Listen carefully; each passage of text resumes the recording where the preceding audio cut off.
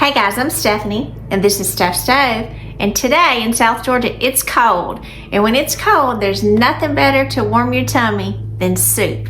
So today, kind of inspired by New Year's, we're going to be having Hoppin John Soup. So if you're not really a fan of eating black-eyed peas and rice, this soup recipe will be perfect for you and just warm you from your innards out. So let's get ready. Get this stove going and let's get ready and make this Hoppin John Soup. Here we go. To get this Hoppin John Soup started, I've got a 5-quart Dutch oven here. And to this, I'm going to add, and this is a pound just of regular sausage. And this particular one I got was just the Great Value brand. And normally when I buy sausage, especially if it's sausage that I'm going to cook in a soup or something, I buy Jimmy Dean. That's kind of my preferred brand. However, when we did our grocery order, this was substituted, so I'm kind of excited to try it. And I asked a friend of mine one time because I noticed she had used it, and I asked her what her thoughts, and she said, Stephanie, just stop paying for the extra. She said, I cannot tell a difference. And I very much trust her opinion, so that's what we did. So we're gonna get this sausage brown, so I'm gonna turn my eye to kind of medium heat here. Get this broken into little smaller pieces. And as we're browning this, we want some flavor in here too, as opposed to just our sausage. So I went in kind of with my little mini chopper here, and I've diced up rather small 1 medium onion. Now, normally I would just chop this up, but I'm here to tell you this little onion here that I was chopping, it was angry because it was sure fired up when I chopped it. It had lots of flavor, so I said, you're going in the chopper, because even cutting it into small pieces, it was a struggle. It was a little loud. So I said, well, the chopper you go, and the finer the chop, the better.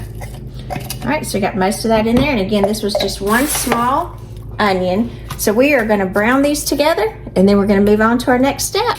Now, all of our sausage and onion have completely cooked, and one thing I noticed, I don't have hardly any grease. Normally, if you had a lot of grease from your sausage, you would need to drain it, but this particular one that I used, you can see there is very little, if any, grease, so I'm not gonna worry about draining this. I'm gonna kind of even out the meat.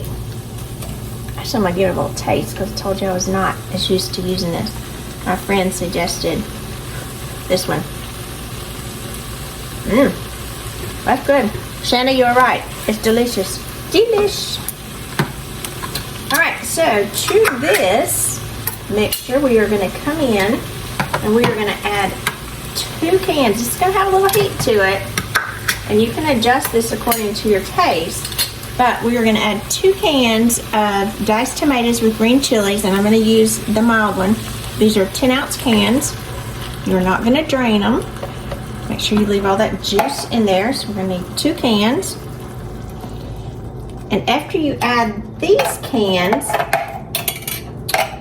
I think it's best if you go back through and scrape up the bottom. So if you have any little of those brown bits, they refer to it as bond, on the bottom of your pan, you want to be sure to get all of those up, because that's lots of great flavor.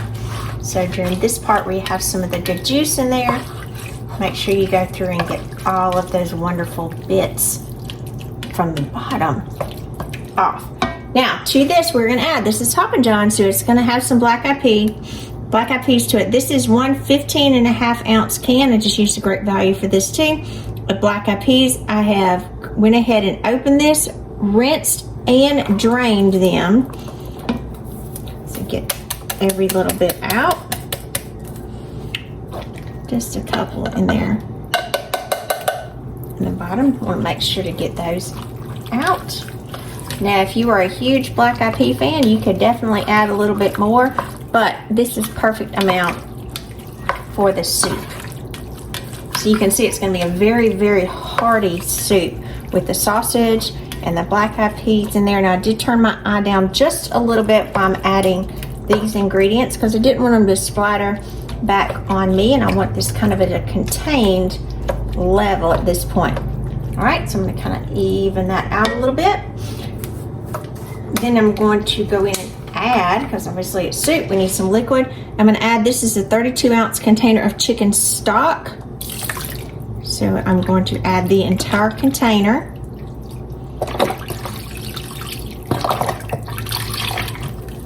Just a minute and very carefully get all of that in there.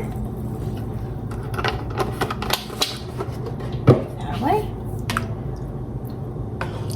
Kind of after each addition, make sure that you stir to combine very gently to get all of those flavors together, kind of talking and loving on each other. All right, now, next thing we're gonna add a box. This is a 4.3 ounce box. This is Rice A Roni long grain and wild rice. Get this open. And this comes with a flavoring packet, so obviously we're going to take that out when you dump it. If you've never used this, don't dump it initially or your packet's gonna go in there in the paper. So we're gonna dump our rice in here. And we are also gonna dump the packet. This packet is some good flavoring in here. Dump that in and give it a nice little stir. Now I'm going to turn my heat back up to about medium high. I want to bring this to a boil. And once I bring this to a boil, we're going to come back and we're going to let it boil for about, I'd say a minute. And then we're going to reduce it and simmer until our rice is nice and tender.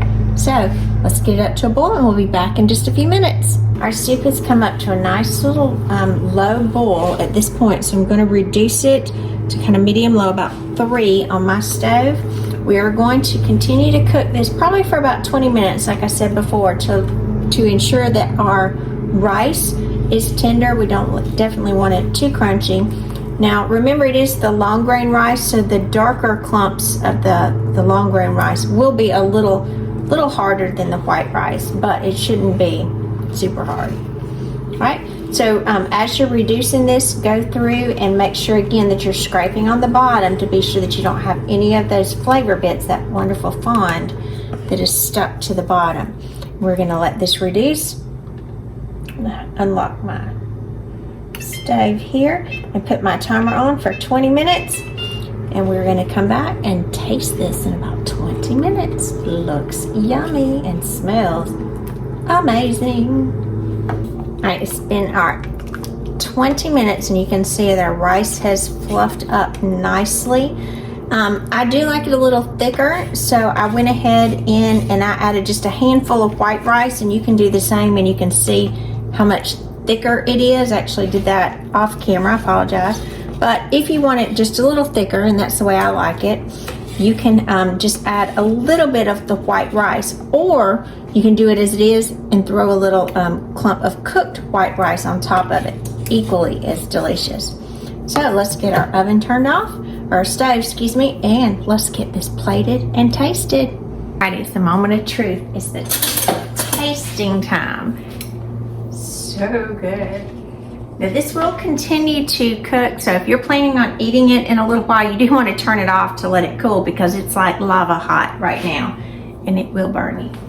So I'm just going to pull out a little bit to taste, because we're going to be having this for our supper.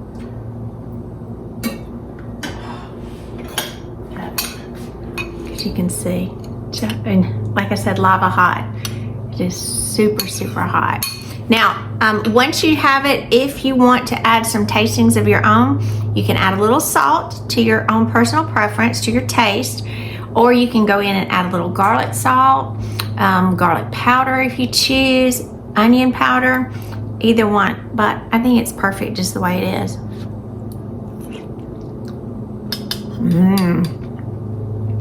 It is so good.